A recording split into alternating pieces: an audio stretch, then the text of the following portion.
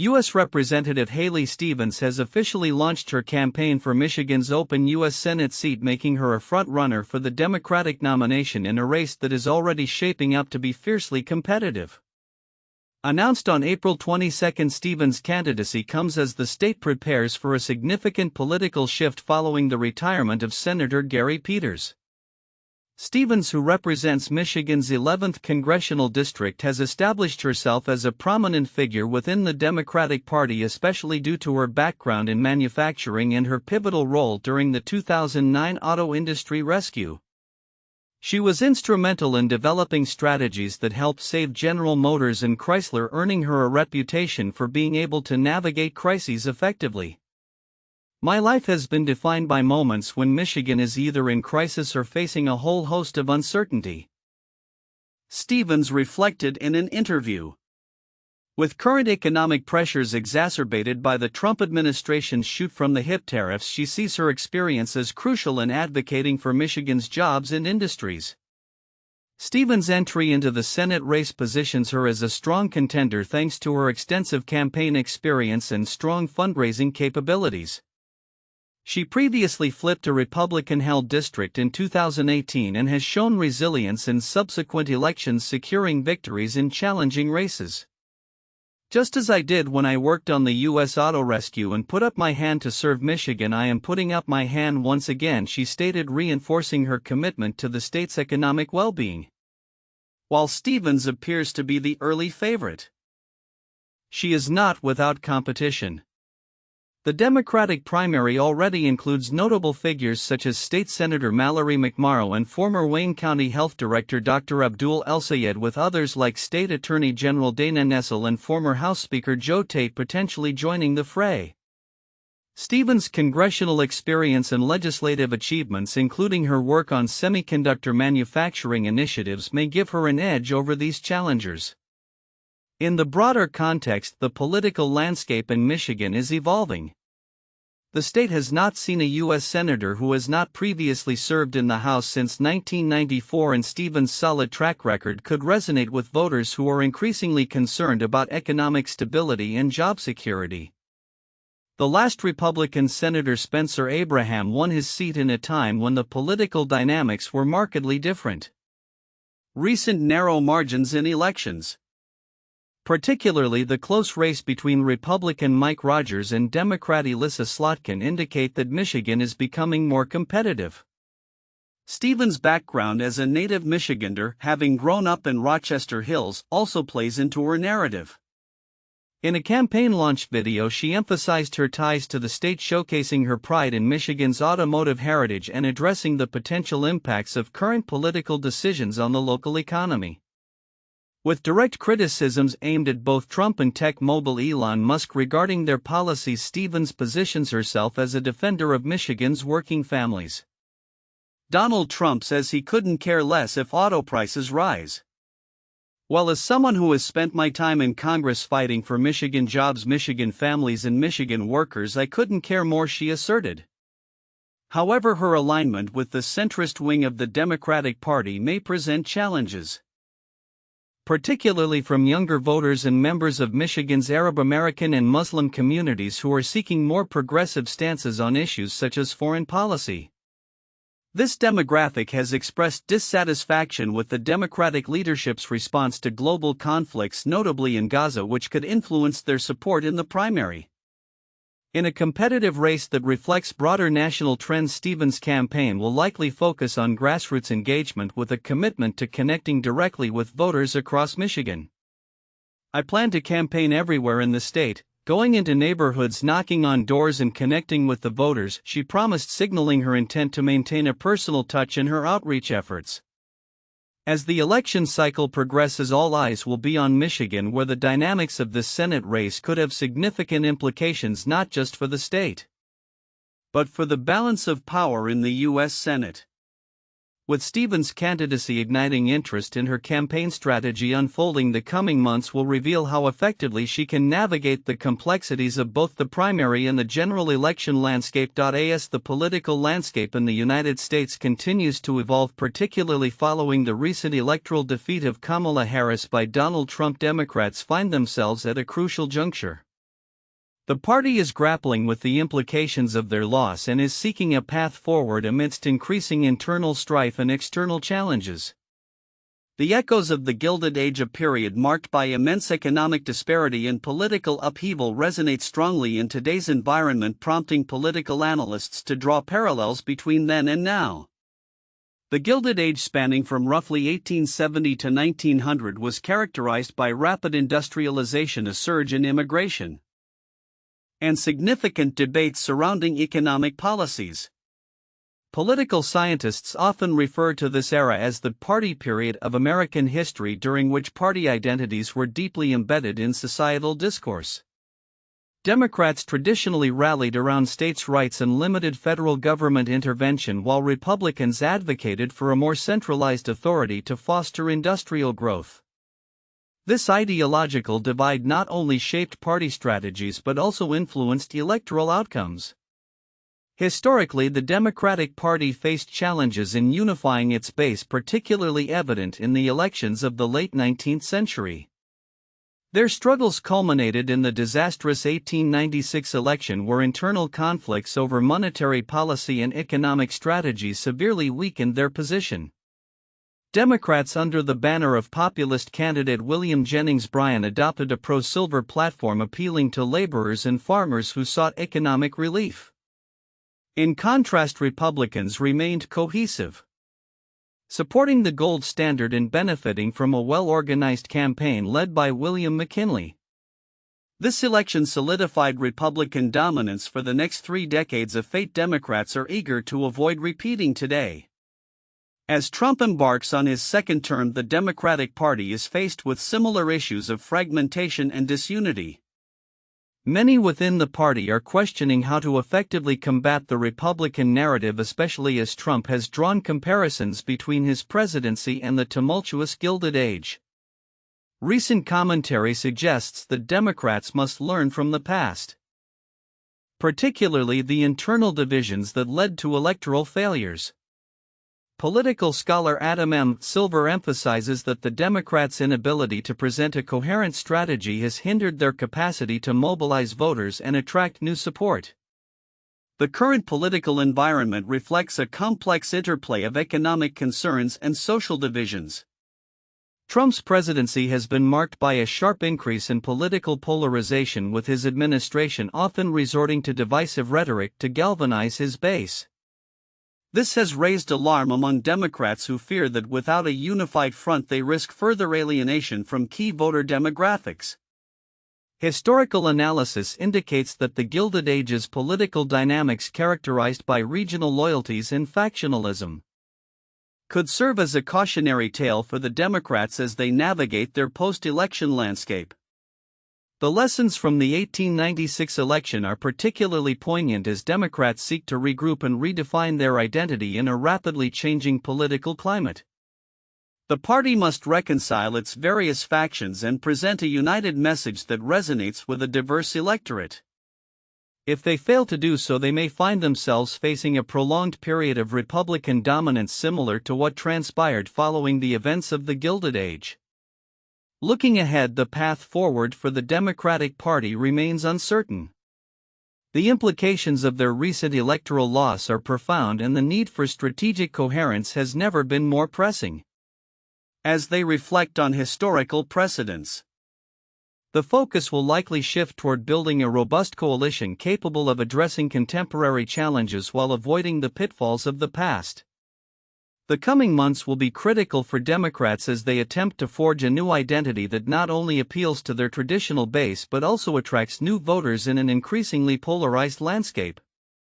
The extent to which they can unite and adapt will ultimately determine their political fate in the years to come. As the political landscape in Michigan shifts ahead of the upcoming U.S. Senate elections, the race to fill the seat currently held by Gary Peters is heating up. The latest candidate to throw her hat into the ring is Representative Haley Stevens, a Democrat representing Michigan's 11th district. Stevens announced her candidacy on Tuesday, joining a growing field of contenders vying for the opportunity to make their mark in Congress. Stevens, who first won her seat in Congress in 2018, brings a wealth of experience and a strong connection to Michigan's auto industry. Her announcement was strategically placed at a car dealership where she reminisced about her first vehicle, which she described as a piece of Michigan. This sentiment underscores her campaign's focus on the auto industry, a sector she has championed throughout her political career. The Michigan that helped build this country. The Michigan that shaped me. It's not just what I sound like, it's who I am, she declared, emphasizing her roots and the importance of the automotive sector to the state's economy. In her campaign video, Stevens highlighted her role in the Obama administration's Auto Rescue Task Force, a pivotal moment that helped stabilize an industry critical to Michigan's identity.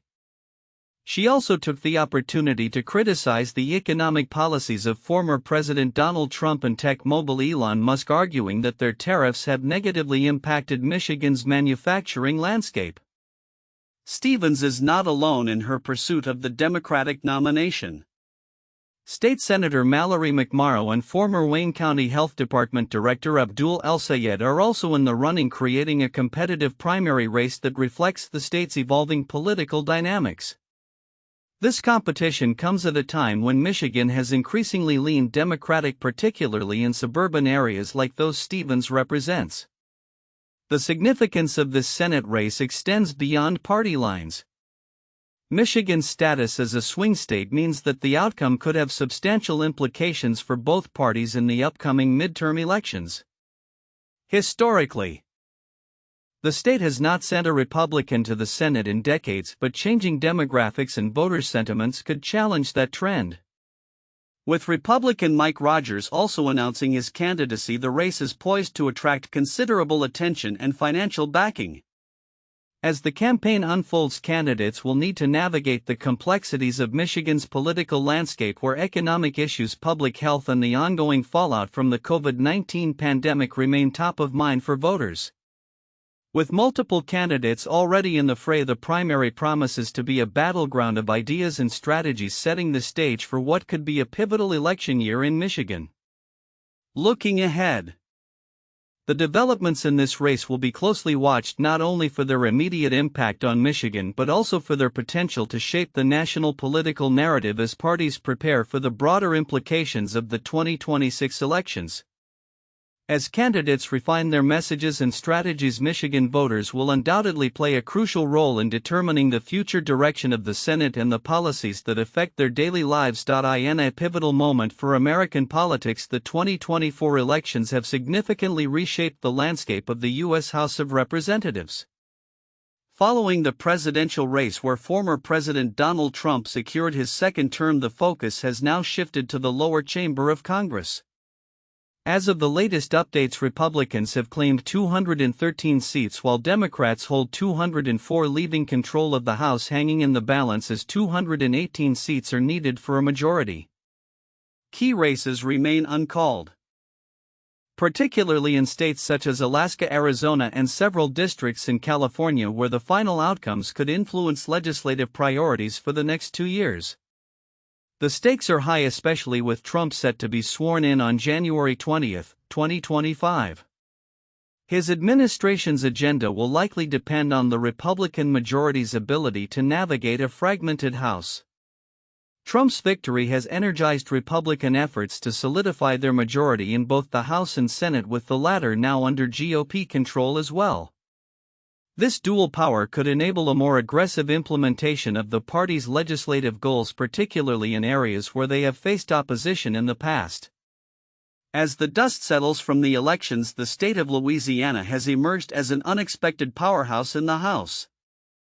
With Speaker Mike Johnson of Shreveport at the helm and Majority Leader Steve Scalise from Jefferson Parish, Louisiana's 6-member delegation holds significant sway in Congress.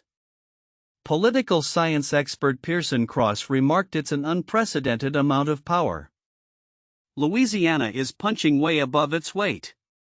This is particularly notable given that such leadership roles have historically been distributed among larger states.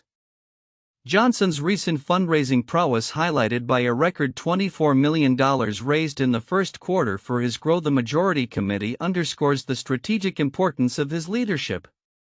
His commitment to maintaining a Republican majority through 2026 comes amid a backdrop of heightened political competition. After we successfully defended our majority in 2024, the American people are enthusiastic about keeping House Republicans on offense in 2026, Johnson stated, indicating a proactive approach as the party gears up for future elections. Beyond the leadership roles of Johnson and Scalise, Louisiana's delegation is positioned strategically across various committees, enhancing their influence even further.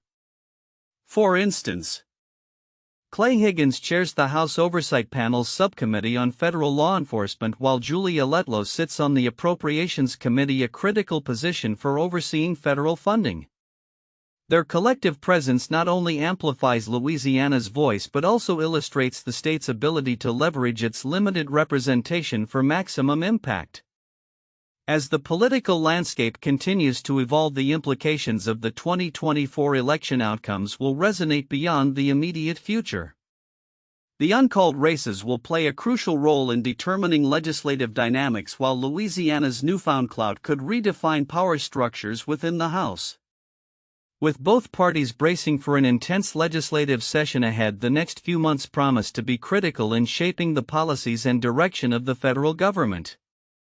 Observers will keenly watch how these developments unfold, particularly as the newly elected representatives prepare to advocate for their constituents and navigate the complexities of a divided Congress. In a landscape increasingly characterized by skepticism towards government institutions, a recent survey conducted by the Annenberg Public Policy Center (APPC) reveals a significant majority of Americans support the necessity of checks on presidential power.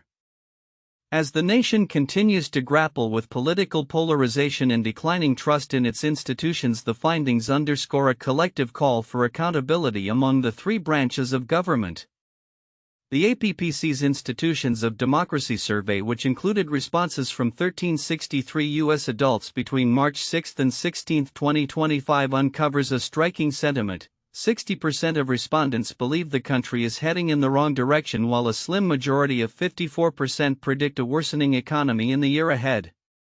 This backdrop of discontent is compounded by a notable decline in trust towards the U.S. Supreme Court, which has plummeted from 68% in 2019 to just 41% in March 2025. This erosion of confidence has been particularly pronounced following the 2022 Dobbs decision that overturned Roe v. Wade, leading to a staggering 27-point drop in public trust in the court. Despite these alarming trends, the survey indicates a robust support for checks and balances within the government. Notably, 69% of Americans assert that the president should comply with Supreme Court rulings, even in cases where a president might argue that such rulings hinder national security efforts.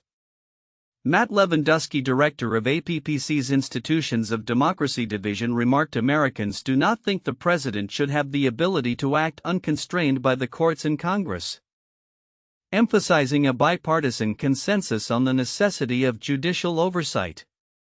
The survey findings further delineate a clear rejection of unchecked executive power.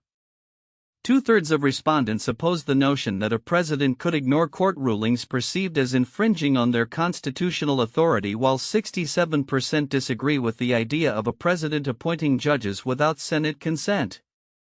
Moreover, a significant 60% believe that the president should not enact policies without congressional approval.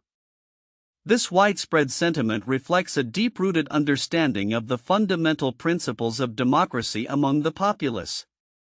In stark contrast to the disillusionment with the Supreme Court, other judicial bodies enjoy a modicum of trust, with 56% of respondents expressing confidence in federal judges and 52% in state courts. This disparity suggests that while the Supreme Court's image has suffered, the broader judicial system still retains a level of credibility among the public. The survey also highlights the role of civic engagement in fostering trust in judicial institutions.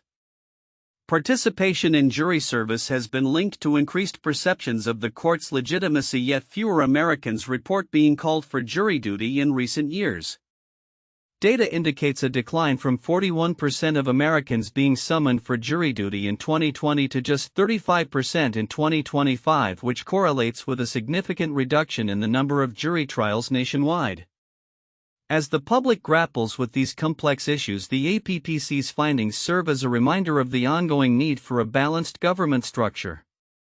Kathleen Hall Jamieson, director of the Annenberg Public Policy Center, emphasized the importance of judicial respect in maintaining the integrity of the courts. She stated, because judges have neither the power of the purse nor of the sword, it is especially important that they retain the respect and confidence of the citizenry. Looking ahead, the implications of this survey may resonate through future political and judicial landscapes. As the nation navigates ongoing debates about the limits of executive power and the role of the judiciary, the call for robust checks and balances is likely to remain at the forefront of public discourse. The findings suggest that while trust in governmental institutions may be waning, the fundamental desire for accountability and adherence to democratic principles remains strong among the American populace. As such, the future of governmental integrity may hinge on how effectively these checks are implemented and respected in the years to come.